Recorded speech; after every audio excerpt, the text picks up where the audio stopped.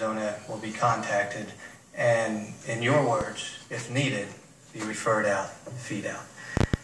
My understanding, and the question is, please correct me if I'm wrong in the first place, and secondly, I'll give you my question. My understanding is that's the current policy, that if a veteran, if it's determined a veteran needs to go outside the system, that can actually occur now. Congressman, if the veteran requests care, we will refer him when we speak with him.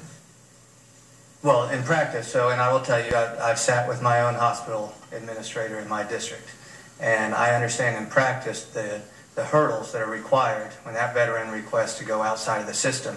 It's actually not an easy task. And there will not be hurdles, Congressman. We are committed to getting veterans who are on the wait list care as they, as appropriately and efficiently and as soon as they need it. Right. So my question is, the current policy is already, if it's needed, non-VA care is available.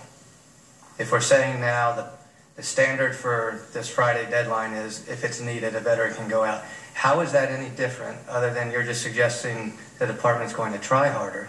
And secondly, how is that need evaluated? I understand a call center in Kansas, but is that need a medical evaluation?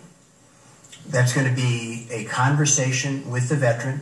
If there is need for a medical assessment, we will have a call center medical professional or provider or nurse professional available to discuss the patient's care and to determine the acuity of his need.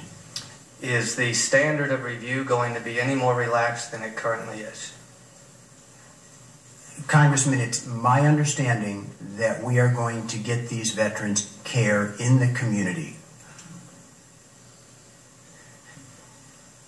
So I will tell you, this is surprising to me, and I've talked about this every step of the way. I don't think this is a political issue.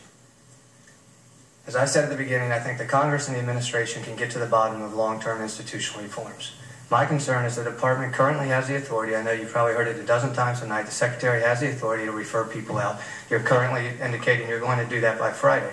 You're asking us to trust, however, that the same administration executing the same exact policy, that if needed policy that was already in place, is somehow going to have a different result in the next 48 hours. And I will tell you this, if so, I will be the first one to go to the well of the House and compliment the administration and the President of the United States, because I think this goes all the way to the desk of the President of the United States. Thus far, though, we have not seen an indication of new policies, new programs, emergency measures, new personnel. Really, your only indication tonight is that you're just going to try harder and put a call center in Kansas, but apply the same if-needed standard that already exists. Now, Congressman, let me go a little bit further, if I may. Please do.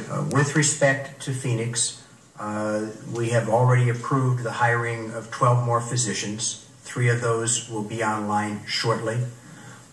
We have approved and we have brought on board a number of new schedulers to increase the efficiency of the management of scheduling in the wait list. We will be moving locum providers to Phoenix, as well as mobile medical care centers, to try to improve capacity and capital resources to provide that care. We are taking steps to increase capacity and services in Phoenix. If we can provide care to veterans who have been identified by the IG in Phoenix in a timely fashion, we will. If we cannot do that, they will be sent to the community for care. And you indicated other facilities as well would be undergoing a similar review. Right now, VA is collecting, or has asked each of our facilities to identify patients who are currently on their wait list, who are waiting for care, to give us that list so we know the numbers. We are going to assess if we can provide that care locally. If we cannot, we will move that into the community. I appreciate the response, and I would just express my concern for the record, and it's this. It's the very same medical doctors, physicians, medical staff that have already determined that these patients don't need to go outside of the system for non-VA care that we're now asking to reconsider whether or not they do.